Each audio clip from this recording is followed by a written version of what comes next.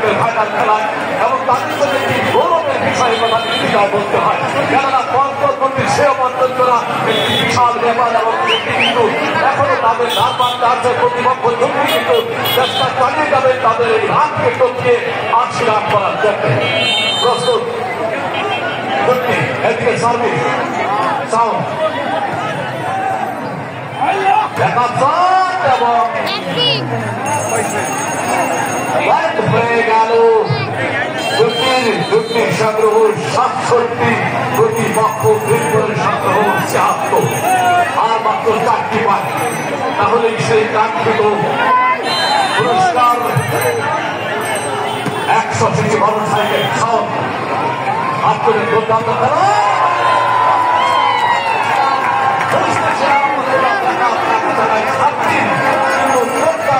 করে কিন্তু আরেকটি পয়েন্ট হয়ে গেছে আর মাত্র ৩টি পয়েন্ট হলে কিন্তু তৃতীয় ভারের মতো চ্যাম্পিয়ন হবে এবং পেয়ে যাবেন সেই কাঙ্ক্ষিত ১০০ মোটরসাইকেল। হবে দুটি আস্তে করে বাড়িয়েছেন প্রস্তুত সাওয়া প্রস্তুত আলামিন এবং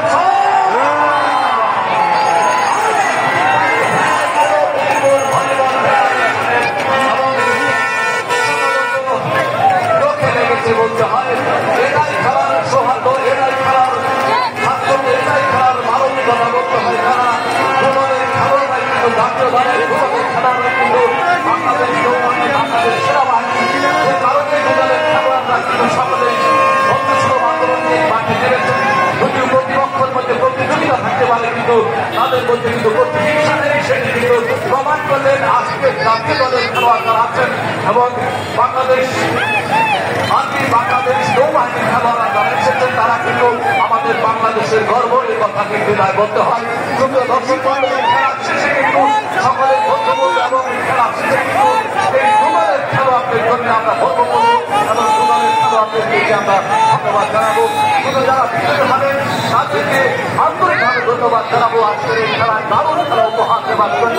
বিশেষ করে এখনো দয়া তার প্রান্তে বলতে হয় কিন্তু ভলিবল ফেডারেশন এখনো তারা মাত্র 2টি রান হলে কিন্তু আজকের সেই কাঙ্ক্ষিত প্রথম পুরস্কার ১০০ মোটরসাইকেল পেয়ে যান।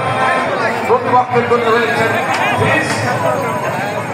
দুটো দর্শক পরিচিত কথা বলছিলাম দুদলের মধ্যে মানবিকতা এবং সমাজতার অভাব আন্তরিকতার অভাব এবং দুদলের খেলোয়াড়রা কিন্তু একজন অসুস্থ হওয়ার কারণে তাকে সান্ত্বনা দিলেন সেবা শুশ্রূষা করলেন। এটাই খেলার ধারাবাহিকতা এটাই খেলার মানবিকতা এটা বলতে হয়। আবার খেলা শুরু হতে যাচ্ছে দর্শক মন্ডলী ফিরে এসেছেন আমাদের